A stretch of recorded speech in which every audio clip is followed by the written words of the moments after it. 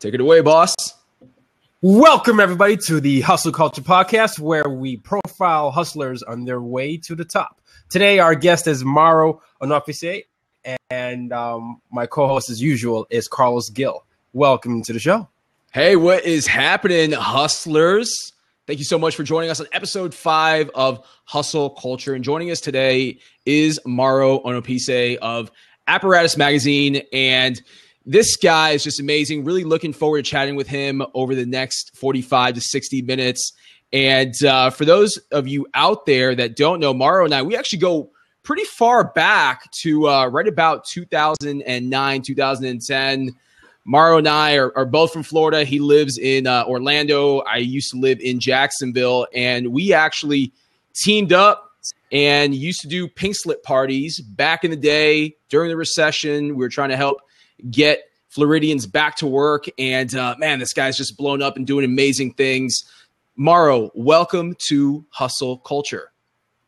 Well, thanks, guys. I appreciate you guys having me. You guys are doing an amazing thing. Carlos, it's always good to link up with you, man. And like you said, man, we've been in the trenches for a minute now, and we've gone our respective ways, but we're still hustling, still grinding, still making things happen respectively. Tayo, I love what you're doing. So I'm looking forward to today. Hey, first of all, one of the first things I noticed was your last name. Me being Yoruba and from Nigeria, I was like, I got to make sure and check and do if he's also Nigerian. So yeah, no doubt. We got that jollof rice. Jollof rice. No, so it's always good to meet another Nigerian. But staying true to this, why don't you give us a little bit background as to who you are, and tell us who Maro is in your own words. Yeah, basically, I'm always gun shy when it comes to talking about myself, but really what I do is communicate ideas, communicate concepts, communicate messaging. I'm just very fortunate that I have a platform like Apparatus Mag to do such a thing. We partner with great brands, but at the end of the day, it's really about just sharing great content. Whether that's through experiences, whether that's through a blog post, whether that's through Instagram or Twitter. That's really what it's about. I'm all about just sharing what's neat and cool to me, but at the same time, learning from others as well. Gotcha. Those? Yeah. So Maro, last time that you and I saw each other, like I said, it was about 2010, and it was, I believe, at Blue Martini. We were hosting a pink slip party. You were doing your thing back then with Juxtapose. Kind of walk us through the transition of how you got to this point now where you have Apparatus Mag. And for those out there that aren't familiar, what is Apparatus Mag? Yeah, so Apparatus Mag is a digital lifestyle magazine. You could call it a blog, but it is more of a lifestyle magazine. We basically discuss and share everything that's cool in the fashion, lifestyle, space, and that covers everything from cars to the latest collections to hit the runway or to come off the runway to fashion news. As far as how I got here, it's just a lot of hard work, a lot of pivots, as they say in the tech space. Carlos, that being out on the West Coast, and what I was doing with Juxtapose, this is going back way back. It started off, long story short, started off as a social network for job seekers, but it evolved, quite frankly and quite honestly, thanks to you, because there was another layer. Just like anything else, there was another layer to what we were doing. Started doing events, and then candidly, and I think it's the first time I've actually mentioned this publicly, we lost a huge advertiser, and with no notice, no nothing. Not only were they an advertiser, they were a huge piece of what we were doing as far as the engine was concerned. And that was the first lesson in learning learning to make sure you have 100%, if not total 100% control of what you're doing. Because once we lost that, I was done, dude. Wow. And I didn't know what I was going to do, didn't know where I was going to go.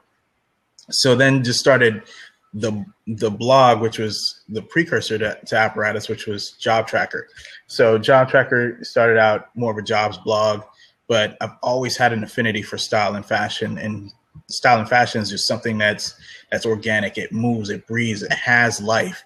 And I was kind of mixing the two on the same blog and trying to shoehorn stuff together. And I made the decision. And I mean, the jobs blog was doing really, really well, but I wanted to focus on what I was doing well, and I felt I had more to offer. So I made the decision to just go strictly with the fashion blog, and just go 110%. Didn't want to look back, and I almost kind of equated to changing the oil on an airplane, 35,000 feet up in the air, and had to do it. Had to move quick. Didn't want to second guess myself. Made the switch. Thankfully, and very early on, I was partnered with Details Magazine, so that helped a lot early on. And just from there, just kept doing different projects. I mean, it wasn't easy, but just kept doing different projects, different things, and here we are. So almost 3 years later. Well, Maro, one of the things that you touched on was you'd lost a huge sponsor. Yeah. I imagine it was a low point in your life, but I want you to hone in on the fact that was a low point in your life and how you decided to pivot, like you said. How did you decide to pivot to do the next thing that you wanted to do? And what did you do to change your mindset? Because that's a tough thing for a lot of people to do. You lose a big sponsor, you lose a lot of your revenue. And, what took you to that direction? Man, I knew that I was like, this can't be it. This isn't how the story's going to end. Mm-hmm. And I owed it to myself. I owed it to the people that supported me to, if I wasn't going to make it doing, the social network for job seekers, I was going to find another way to be of use and to be of service. And that's a huge, I guess, one other thing that gets lost in everything that I do, or everything that we do, is that you always want to be of service to someone, and that's kind of the most important thing with being an entrepreneur and being someone who has a small business. You always want to be of service. And I said, I can be of service somehow, some way. I honestly started the blog with, probably $70. And I just started writing, and I owed it to myself, and I owed it to the people that supported me. Because again, think about this. And Carlos, this was like, pre 08, 09, 2010. Things were still hard, but you know what? And this is for anyone out there that's listening. You have people that support you. Mm-hmm. That when the chips are down, people have supported you. You owe that to them, not to give up. Right. And so I just kept pushing. Yeah. Kept pushing. Yeah. Yeah, and like I said, when we first kicked out this show, Maro and I, we were both featured by CNN Money in the same article together. And I was reading this article. It was April of 2009. And I learned about Maro that way because I was featured in the same article. And I was like, wow, this guy's in Orlando.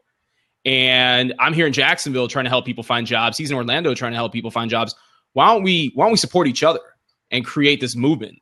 And you hit the nail right on the head, dude. When you have this vision, wanting to help people, even if you're not making money, even if you're just struggling to get by, you're going to find a way to go ahead and make it happen and push through. And it's just cheers to you, bro, because you're at a spot now. And it's funny. Both of us, we've gone completely different paths from what we were doing back then. Right. And I see you doing your thing with Buick. And I think you were in the Bahamas recently, right? Yeah. Shout out to Buick for sure.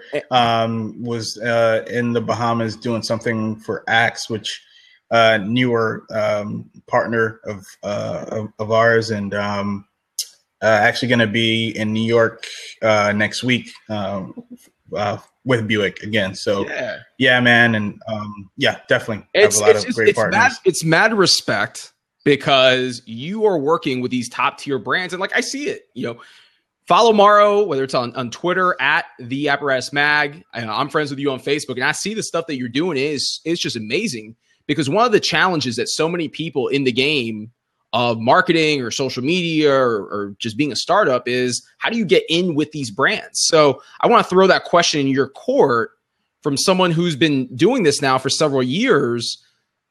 Straight up, do these brands approach you, or are you proactively reaching out to them? Give us a little bit of insight for anyone out there that's kind of looking to go down the same path and partner up with brands? Great question, and I'm glad that you asked that. And I think this is probably the first time that I've answered it publicly. I mean, obviously, I talk to close friends and family. My family sees it all the time. 100%, and I'm not lying to you guys. I would say 98, if not 99% of the time, the brands approach me. And that just comes from into again, keep it 100 with you guys and everyone out there. I never started a blog to say, you know what, I am going to start this thing and I'm going to start pitching to whoever's going to want to listen to me. I started this blog because I honestly wanted to keep track of what was cool and what I thought people would be interested in and what I wanted to share with the rest of the world. It wasn't I started a blog or a platform and wanted to start pitching all these companies and start doing all these things and going all these places and all that. That was a byproduct of me focusing on my work and my craft. And like anything in life, so to answer your question, you never want to start anything for the sake of money. And if, anyone trying to start a blog, you don't want to start a blog just because, okay, I want to get, free stuff, or I want to, work with this brand or that brand. If you focus on what you're doing, you do it well and you knock it out of the park, they will find you. I say that every single time, and it's so true. And that's why with each and you'll see me working with this brand and that brand, but I take it one project at a time. I never say, okay, well, I want to do this and focus on the next project. If a brand approaches me, my attention is 100% there. So if your goal is to work with a brand, whether it's a Buick or an Axe or a Perry Ellis or whomever, have them in mind, yeah, but don't pitch them and all. If you do what you're supposed to do, they'll find you.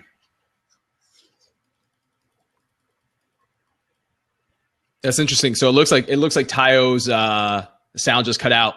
So that's really interesting that you say that. Let me also have you expand. How important though is relationship building to get you to that point where you have the brands reaching out to you? It's so important. Again, we learn from each other, Carlos, and I follow you and follow all the stuff that you do. And I may not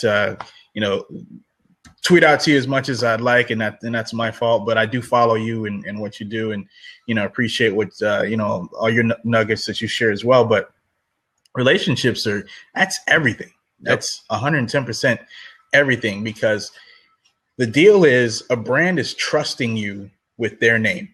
When Buick drops off a car, they're trusting me with their name. They're trusting me with their product. They're trusting me with their vision. I am so fortunate that I get a chance to work with, and I have to be selective. Not all business is good business, but I'm very fortunate that the brands that I work with allow me to have that creative vision. I can pitch an angle, and they're like, you know what, we trust you based on what you've done before. We trust your vision. Like, for example, I've got a thing with Adidas Golf is a huge partner of mine. I've got some ideas in my mind that I'm interested in pitching them, and I'll be, trying to fit in a conversation with them here pretty soon. But they trust me. I can go to them and say, hey, here's what I'm thinking about doing. What do you guys think? Where are you guys at? If you can bring a fresh perspective, and I guess this also answers the last question as well. If you can bring a fresh perspective to something that a brand is doing, they're going to want to listen, because, old ways of doing things aren't necessarily getting it done anymore.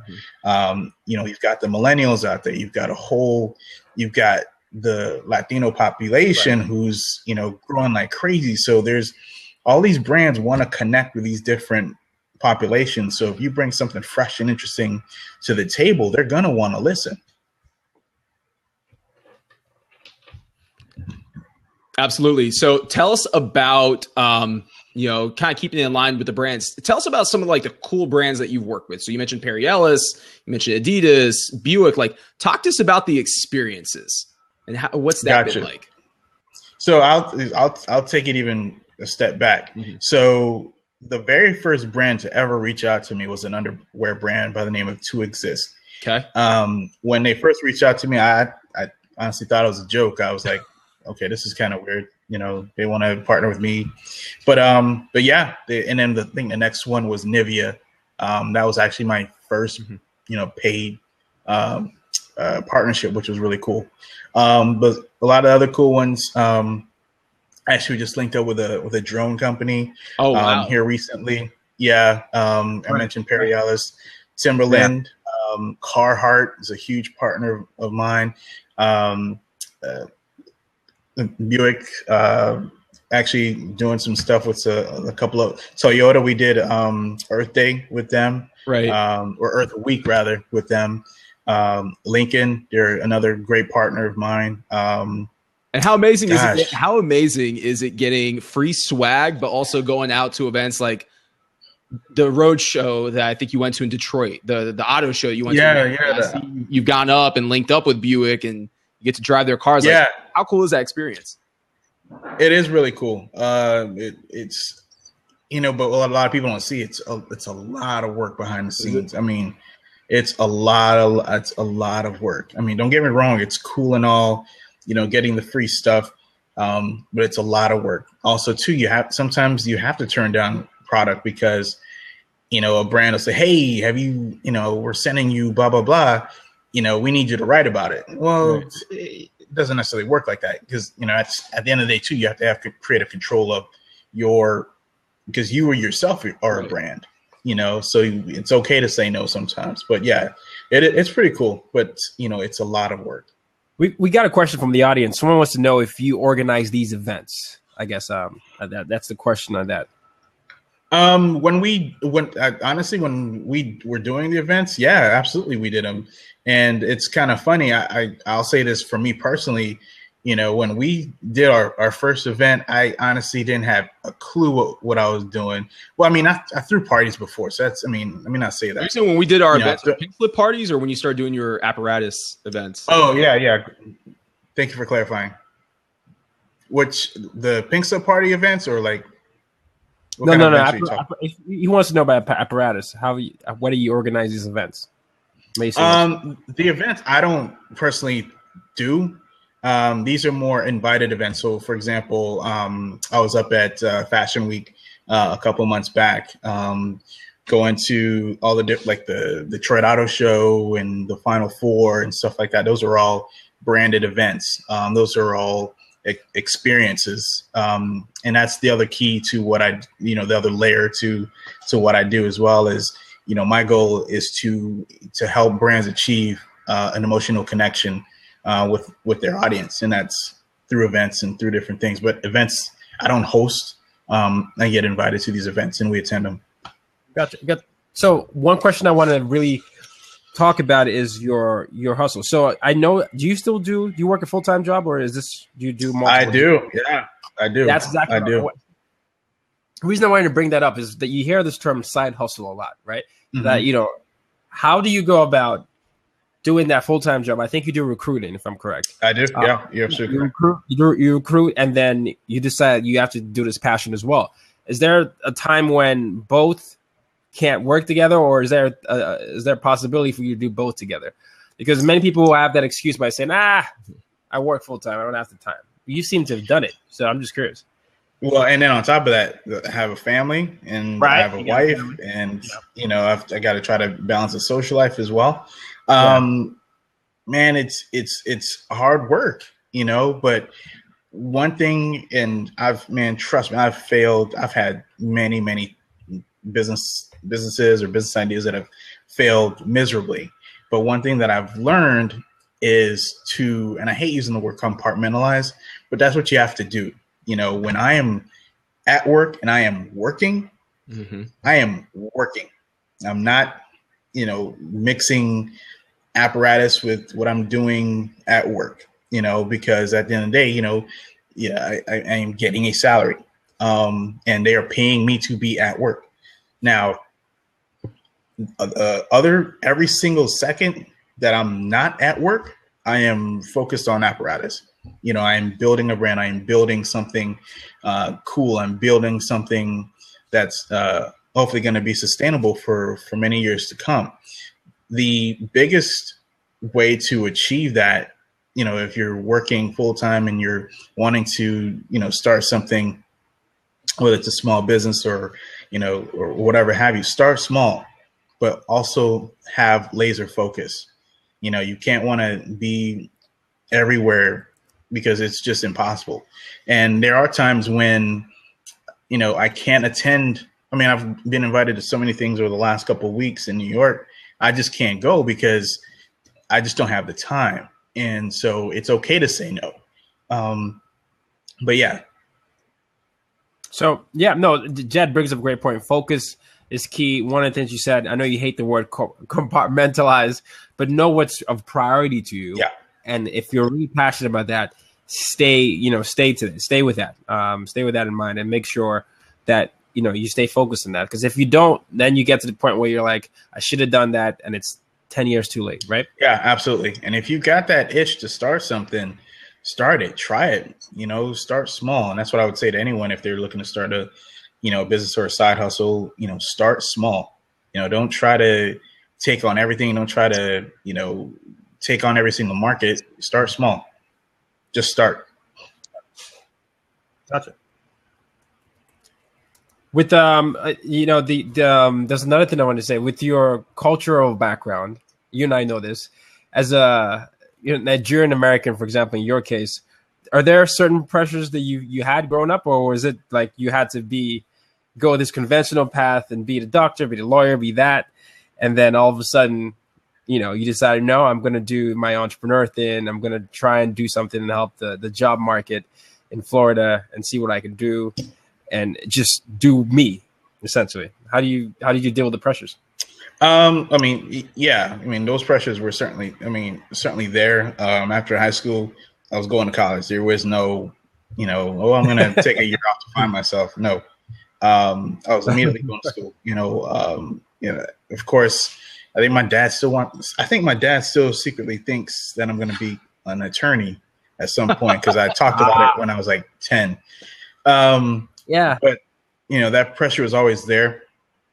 I don't want to say it was like, it wasn't like, you're going to be an attorney or you're going to be a doctor. I think, but it was good though. It instilled a lot of discipline, which I use to this day because my parents are extremely hardworking. And I learned a lot of my work ethic from them. In terms of arriving at, I wanted to help people. Quite honestly, it was at one of my lowest points. I want to say, 07, 08, where I legit, I'm talking like, you're in a dark room, you're like, man, I don't know if I'm going to make it.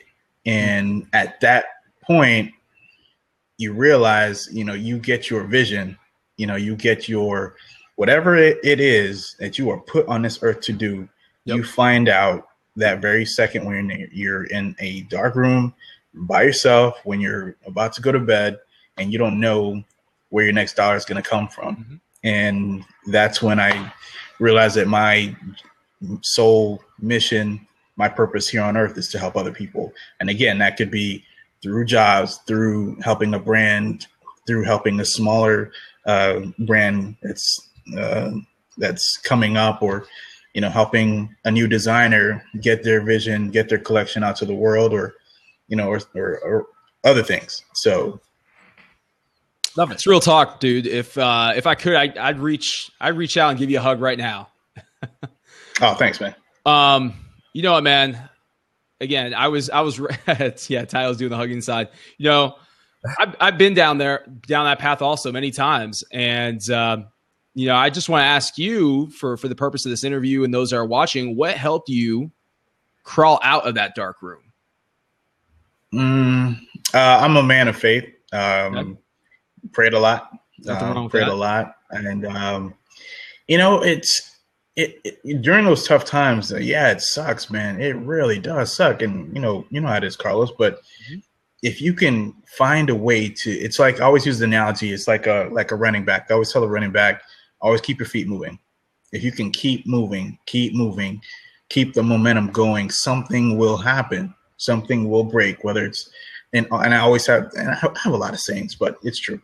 And I have this saying that I use to this day. It only takes one contact, mm-hmm. Yep. one brand, that's it, one connection to make it happen. And you don't want to give up. So imagine, right? Let's say you had this, you could peek into the future and you see yourself just about to turn that corner. I always just say, you're just one opportunity where your opportunity is just around the corner, and you give up. How mad would you be with yourself if you knew that you gave up just one connection short? That's why you have to always keep moving. And every day is I still struggle today. There's days where I'm like, man, I don't know if I want to, write about this product today. And gosh, I don't feel like talking about socks today, or, but I have an obligation. I have a fiduciary responsibility to my audience and those around me to keep moving. The climb is tough. And, we've talked about that. This is our 5th episode of A Hustle Culture. And every episode, I think to some degree, we've talked about the same with our guests. There's no overnight success. And the climb doesn't come without having some pitfalls. And I don't think you know this. Not a lot of people know this. I think it was the last pink slip party that we did at the Blue Martini in Orlando.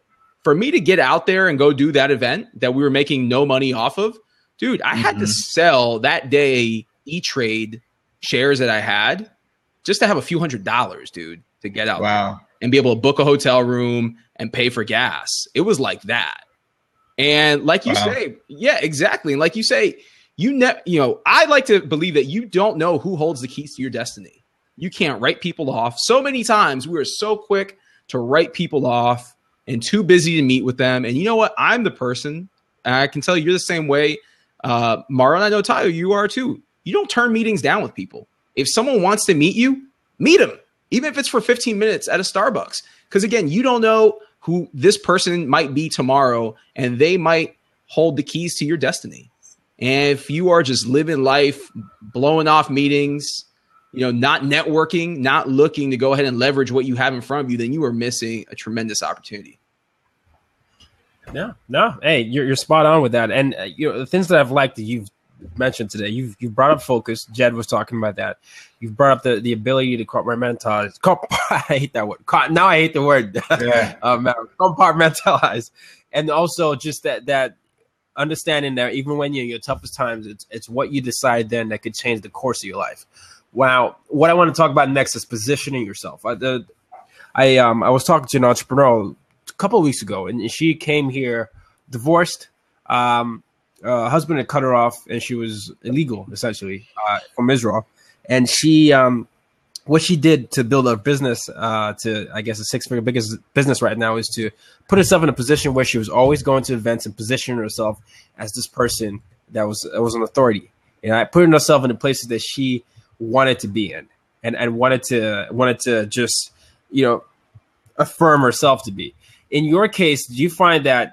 I know you started the blog and you started working with these brands. Did you find that when you started to have that positive feeling and started to just go into the environments where you wanted to be, that you were able to just, feel some of that presence? Were you able to just get some sort of confidence? You were able to just believe in yourself more, and even to meet more people that were in better position to help you?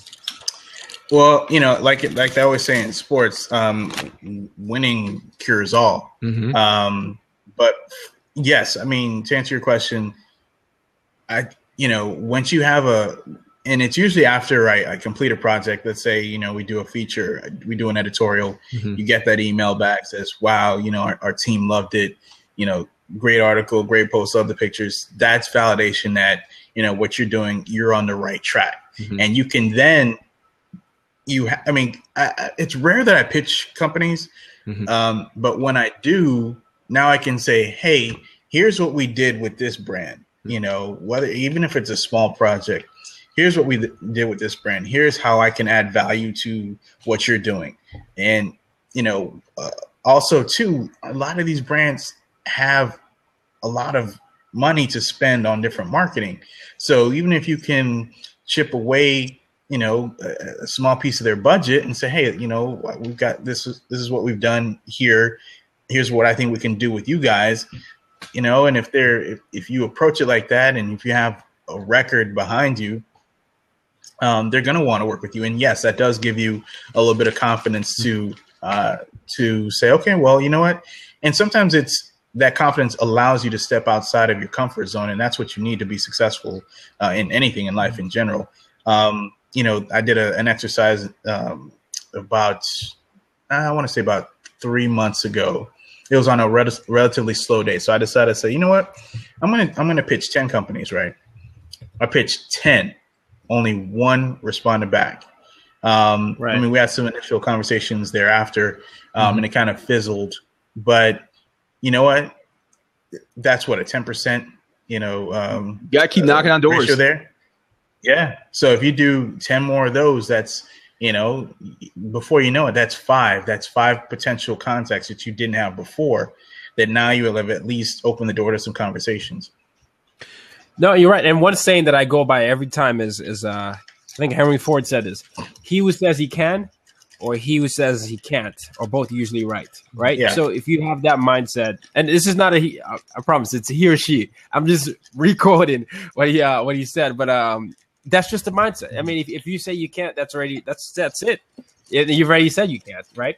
So I just love that you're saying all that. I know, Carlos, you had another question, but I just wanted to put that point there before your question. Yeah, so actually the question that I have for Maro is from our audience. So Mason asks, I'm unclear what he does for these brands. So I know, you've talked about the brands that you work with, and what exactly, to answer Mason's question, he wants to know, what is it that you do for them? So it can vary. Most times it's getting pitched a story. Hey, we've got this thing going on. Usually it's clothing related. Hey, we've got a new collection coming out. We'd love for you to feature it on Apparatus, which is the magazine, the blog itself, which is cool. And then there's the brand partnerships where, you have a Buick, or there's a couple apps that we've worked with in the past that say, hey, we want to do something different. We want to do a full-on experience.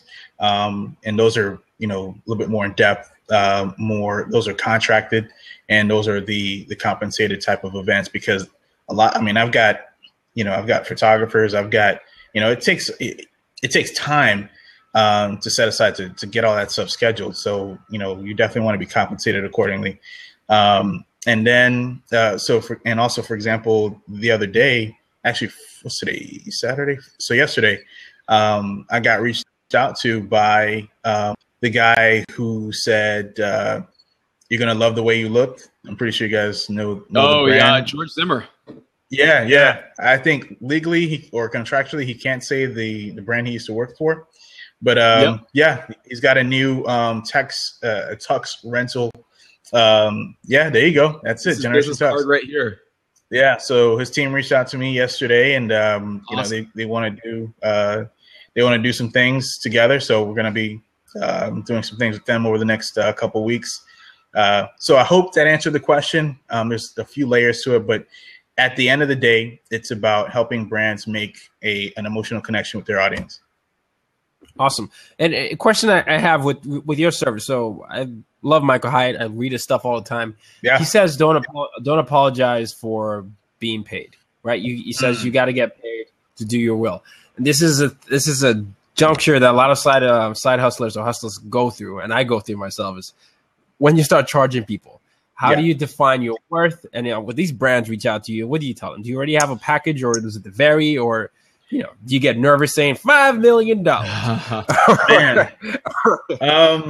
It varies, to be quite honest. And there's a couple. I'm still learning. I'm by no means an expert at this, because I'm still making adjustments and everything like that. There are some projects where you're like, no, they need to pay me for the time and effort it's going to take. Right. But there are some brands that'll pitch you, and they'll pitch, hey, the idea, the concept, and here's what we're budgeted to pay. And you can look at it and say, okay, that works. I don't have anything else going on. Okay, that works. Or a brand will come to you and say, hey, we're interested in being, featured. We want to do X, Y, and Z with you. What's the cost? And this is where you have to sometimes you have to test the market. if it's a brand that I really want to work. So for example, I used to work with for a consulting firm a long time ago. And one of our biggest clients, I won't say the name, but it's a big soda, one of the top 2 cola manufacturers. They didn't make a dime off of them, not a dime. But having the name in the portfolio helped them to pitch other companies. So there's going to be some brands where you don't make any money off of, but you can adjust your pricing accordingly. But and then there's some brands that maybe you're like, I don't particularly want to work with you guys, but if you're asking, you throw a number out there. And this is a point to hustlers out there and people starting their business. You know what? You're going to be putting in X amount of hours into whatever project is that you're going to be working for. Throw a number out there, even if it's ridiculously high. See if they bite. If they come back and say, okay, well, no, that's not in our budget. Okay, well then start working down. But at the same time, you don't want to sell yourself short. I was talking to my brother the other day. He's a consultant up in DC. He's like, man, you don't want to come off cheap. You don't want to be cheap labor. You don't want to come off as cheap. And at the same time, too, man, at the end of the day, you're building your brand. Yep. There's a certain certain worth with what you charge or you don't charge. So, and you pay for what you get. Yeah, that's real talk. I have folks that approach me all the time, friends in our circles that they always ask, how much should I charge to get to speak at an event? And I always let them know, look, if you're trying to get your foot in the door, as long as they're willing to cover travel, go speak for free. Get out there, get the exposure. Because if you do a few of those engagements, it's going to snowball, and then you're going to get more exposure, and that's how you're going to get either business deals from people sitting in the audience. They're going to want you to come in and consult for them, if it's, let's say, social media related, or there might be someone else that's going to then pay you a large sum of money to come in. So, I'm with you on that. No, that's a great point. I'm glad you mentioned that, Carlos, because early on, especially when you're starting out, you're going to, and you will do things for free. Bottom line. And you have to do that sometimes in order to, like you said, to get your foot in the door. And also, too, when you work for free, it allows you the opportunity to make mistakes, and you're not billing anyone for it. So It's better to work that way, work through any mistakes before you start taking on larger clients. And I posted something on Facebook the other day. If you don't hustle for the small projects, you don't deserve the bigger projects whatsoever. Absolutely. And this is such a great point with the free thing, because like Carlos was saying, a lot of the stuff initially when you do is, it's not necessarily, you shouldn't see it as free. You should see it as an exchange for something. So you're getting exposure to an audience. You're getting that. There is one point though where you really have to take a gamble on yourself. When you've done 2 or 3 years, there's no ordinate amount. But once you feel like you produce value, and someone says this, like, look, I'm going to start charging this, and you have to take that. You have to have that confidence to ask for that price. And that's something that I had to learn to do it. And it didn't happen until recently, but I remember someone asked me a question, how much do I want to get paid? And I was just looking at him or her. I was like, wait, what? And just by saying that, I gave myself a tell that I didn't have that value. They were like, okay, I can really start low with this guy because he already didn't expect to get charged. Yeah. So there's something to be said about that confidence. And I've always had that experience in my head, because now when I get asked how much I want to get paid, I just, I say it with a straight face and I say it like I mean it. So it's, I think it's, I just think it, it depends when you have to sort of gauge yourself when, you've done your due and it's time for you to, to get paid. Yeah. As long as you can show that you add value. And like you said, when they ask you, so how much you want to get paid? I want to get paid, this is my rate. Boom. Say it with a straight face and don't look back. Yep. Good point. So Maro, since this is your first time on Blab, just want to let you know that what we normally do for the second half of our show is we'll let someone come in and take up the fourth seat. They can come in, they can ask our guest a question, they can contribute to the dialogue. So just want to give you a heads up, since we are being joined by the lovely Monique, also known as Q the Brand. What's happening, Monique? You! Hey, Monique. how are ya? Good. Great, Good. great Good, talk, good. guys. Thoroughly enjoyed it. And I concur. Thank you. Thank you. All of it. I concur. No, but what are your thoughts though? What are your thoughts? I know you run several brands. You deal with brands in the social media landscape or in the whole state. And I'm curious to think if any point Maro has brought up resonates with you, or if there's anything that you want to hone in on. Well, I have to say that it's being an entrepreneur, it's love-hate relationship, right? That it's important to say that it's not going to be easy all the time. With that being said, I've been in business my marketing company has been in business for 5 years, and I mostly service the hospitality industry. And if you all know the stats on that, restaurants, their lifespan is typically 3 to 5 years. And therefore, my business at its, actually today is the 5th anniversary of my marketing company, just realized. Oh, congrats. Happy 5 years. Thank you. In its Happy 5th year, I appreciate that. And in its 5th year is it's time for a transition. It's time for a change in the approach that I take. Now it's just me and a bunch of virtual people, but for the most part, it's just me. So, social media or marketing is so difficult these days, and you have to know how to reinvent yourself. You have to also know that when times are tough, do I do something else or do I change what I do?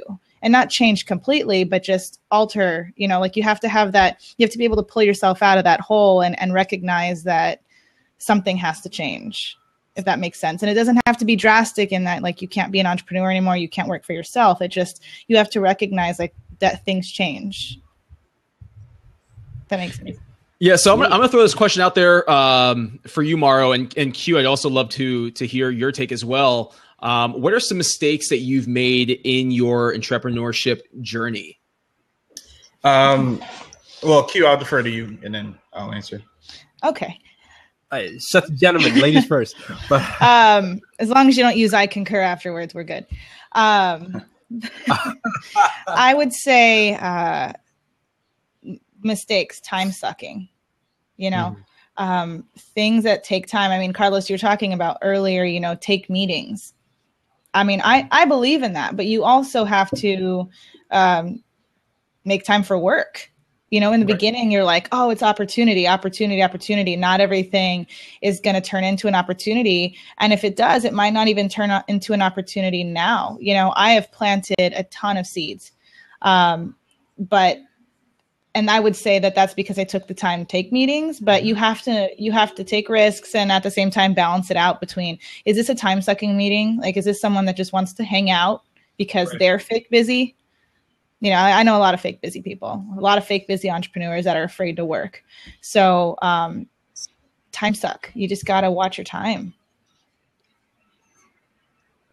Yeah. And that's speaking to your value, knowing the value, because if you spend X amount of time, you have to be able to get something from that. And if it's just you meet him because he's a name, but he doesn't give you any value, then don't go to that meeting. Yeah, but if you're hungry, you know what I mean? A lot of entrepreneurs hungry. And they're like, oh, maybe this will turn into something, or maybe this person knows someone. And I'm not minimizing that relationship building skill or strategy or whatnot, but it's I did a lot of that in the very beginning. What about you, Maro? What are some mistakes that you've made along the way? So if you could take that shot over again, what would you do differently? I think initially trying to be all things to all people. The most important thing an entrepreneur can do, and it goes back to what Steve Jobs saying is, we get, and I'm paraphrasing, we get one chance in life to do something really special, and just being laser focused. I'm not talking about, I'm going to be focused on this project for today or for a week or even for a month. I'm talking about the kind of focus that when you wake up in the morning, that's all you think about. When you go to bed, that's all you think about. When you look yourself in the mirror, when you look in your eyes, that is what you are focused on. I'm talking about the kind of laser focus that, people look at you and like, man, this guy is crazy. That's the kind of focus that I'm talking about that you need to have. And the mistakes early on and that's just part of because you're also learning your business, you're learning your market. you're learning the space, just trying to take on too much initially was a mistake, but it's a good learning experience.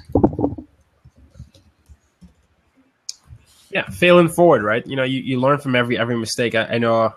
I always like to say I don't live, for I don't like to live with regrets, because I feel like everything happened for a reason. And certain things that you've both brought up is being all things to everyone and time sucking. And I think another thing I want to say it's your mindset. If you don't believe you can do it, you're not going to do it, because it's that belief that's actually going to drive you. I mean, it's if you're not willing to actually believe it, you could say to all your friends and know how to say the right thing. You said, Q, you know a lot of fake busy entrepreneurs who can go into a room and they have mastered the whole speech. Like the hip hop preacher is there, they can say it. Get up, right tone, right cadence, and all that. But then when you don't see that they practice it, it's because they don't believe it. So, that's the only thing I'll add to that, because I think, as confident as I always like to say I am, there were certain times when I found that the things that weren't going right in my business was because I actually wasn't practicing what I was preaching. I didn't believe, honestly, that I could do it. And I had to change the mindset. Well, to that, so. I have to add that, I heard a saying a long time ago, and that's get out of your own way. And it's just so true. I always think, actually, it scares the crap out of me sometimes when I'm, having a bad day and I'm like, I'm the only one that can make or break this. I could be in the way of failure or the reason why I succeed. And that kind of pressure is not for everyone, but you really have to recognize that you're the only one that can do it. Yeah, no, so right. And I love you saying, my philosophy is that the only person that is stopping you from being great and exceeding your full potential is you. It's the person that you look in the mirror. And every single day when you wake up, you have a conscious decision to make. How am I going to make this day great? How am I going to improve the lives of those around me? How am I going to leverage relationships, to help those in my network? And if you're not constantly looking for ways to unlock doors, then you're just wasting time. And the greatest asset that we all have outside of relationships is time. So use it wisely. And again, the only person stopping you from being great is you. Nobody else. So, I love reading here in the comments, someone saying that they needed to hear this, didn't even realize it, but thanks. Again, that's what we're striving to do here with Hustle Culture Podcast, is keep people motivated. And, thank you so much, Mar. We're going to keep jamming for another about 10, 15 minutes here. And a question that I've got, for you, Maro, and let's go around the horn with you, Q, as well as with you, Tayo, is where do you draw inspiration from? Ladies first. Oh, you're killing me. Well, actually, I draw inspiration from several different places. Part of it is ballroom dancing.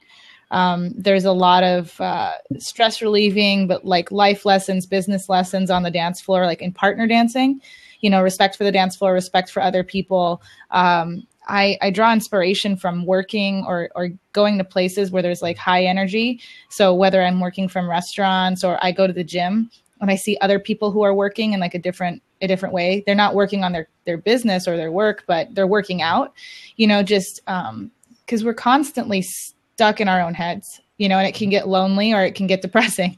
You don't hear anything else. So I almost feel like when I go to these loud areas, I'm forced to get energy or messages from other places. So they definitely pump me up. I mean, that's also why I have Blab in the background when I'm working.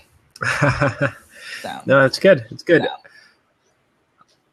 I guess I'll go. I draw inspiration from a lot of things, Carlos. I draw inspiration from sports, and we had talked about a mutual love for LeBron, but it's not even just that. I think for me, the way sports play out is when you see the rise of someone in the fall and the hard work and the process, and seeing someone's commitment to doing something, spending 8 months to try and achieve a goal and then not achieving it, and then coming back, hearing all the criticisms, and you see the ones that break and the ones that don't.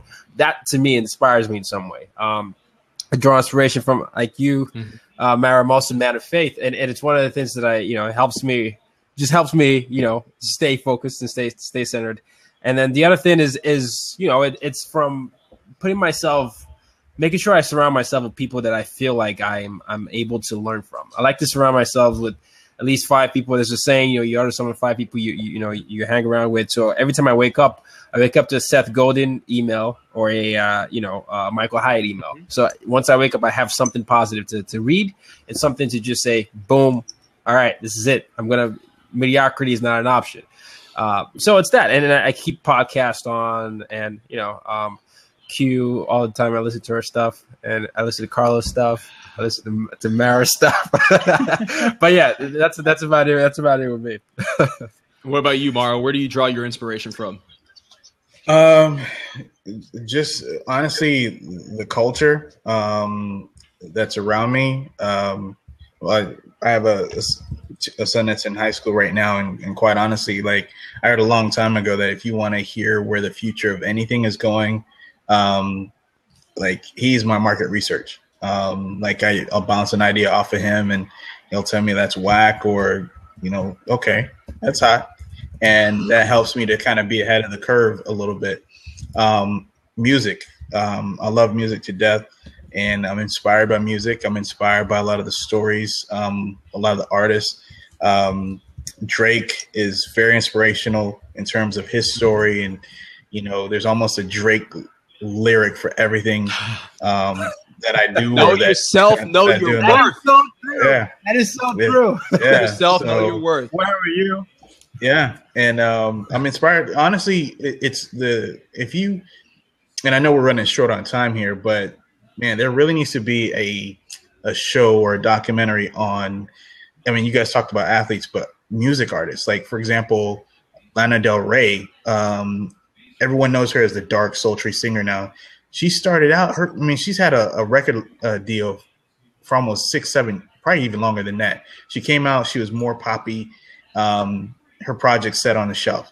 Mm-hmm. She decided, and then back to what you were saying, Q, earlier, is in terms of shifting and pivoting. She went to a darker space. She came out with a darker look. Boom. She's killing it now. So, I'm inspired by those stories. Awesome, man. Yeah, I'm with you on the whole music thing. I'm a huge Drake fan. For those out there, I don't think you're on Snapchat, are you, Maro? Not yet. I'm gonna eventually get there. So I know Tayo and Q, they follow me on Snapchat, and most people not on Snapchat. What are you talking about? Most people see I get my day started, or if I'm in the car, I'm constantly jamming out to Hip Hop Nation on Sirius XM, or I'm listening to some sort of just rap that hypes me up. And it's just the lyrics, man. It's just hearing people passionate, hearing the passion in their lyrics. Knowing that for them, they're just trying to come up in the game, just like we're trying to come up in the game, whether it's owning a business or corporate America. And that motivates the hell out of me. So I'm with you on the whole music thing. Sports, I'm with you as well, Tayo. And honestly, I'm with you also, Q, on my network. When I go onto Facebook, for example, and I see I am connected to so many amazing people, like the 3 of y'all, like others that are here in the room watching as well, that motivates the hell out of me. I was just having a conversation for about an hour and a half before we jumped on here with Audrey Bellis, who is our first guest on the Hustle Culture podcast. And just talking with this girl for an hour and a half motivated and inspired the hell out of me. And you got to look at people around you for inspiration. And the last is other successful people. So when I see people out there out getting it, okay, and they're building their own empires, again, there's nothing stopping me from getting to where they're at or even greater. So absolutely. Yeah, no, and it's such great. We're going to close now, but I just really wanted to hone in on network. Your net worth is your network, right? I mean, it's my biggest pivot for me to stay on point with the pivot thing was I went to this conference. Mina is on the side. Yeah, Mina is actually one of the guys that comment. We went to a conference together. It was by millennials, for millennials. It was put together by one of our good friends. And, Mina and I, we went there, just not knowing what to expect, but we came away with some lifelong friends that we still maintain to this day, because we do regular masterminds. We help each other out with a personal branding or business. We've helped each other out on making networks, making connections, and that is exponentially helped. in every single aspect of our life, whether it's personally, physically, or spiritually, or whatever. But I wholeheartedly agree with all of you in that. And I think if you have people in your life that are bringing you down, it might be the hardest thing to do. You gotta learn how to cut that out. I mean, I know it's always hard, but you just gotta let out do that, because you might not be able to get to where you're going if you don't. So, your network is your net worth. And Maro, we just want to thank you for coming on the show. But before we let you go, I mean, it would be criminal if we didn't give you the chance to let the people know. Let people know what they want. Where can they find Mr. Maro? First and foremost, guys, thank you so much for having me. This has been a blast. I mean, this has been a really good time. Q, I'm going to be linking up with you later. I've linked up with obviously Carlos. We go back. That's how we linked up. So I'm looking for it. And I'm seeing everyone here on the side. I'm going to try to link up with as many people as I can here. But if you want to find me, the Apparatus Mag on Instagram and Twitter, and also Facebook, Apparatus. So. But yeah, Instagram, Twitter, the Apparatus Mag. Gotcha. What's the real talk, Carlos? Before we close, what's the real talk? I want to give Q a shot to go ahead, and since she's been so kind to jam out with us, take a second, Q. Where can folks out there find you as well?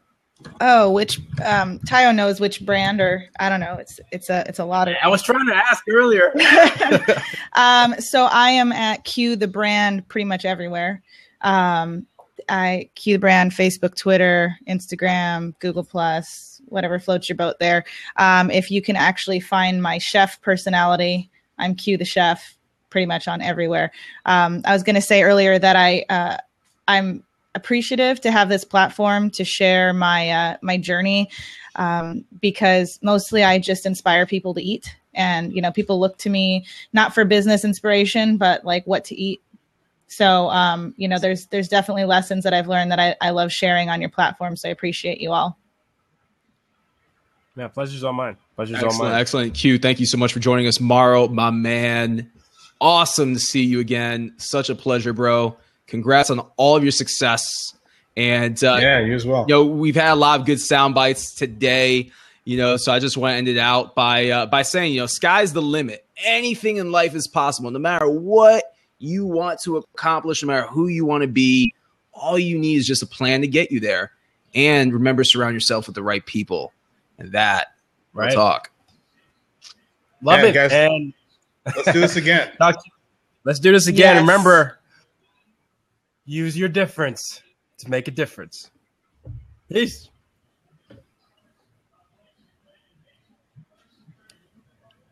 All right.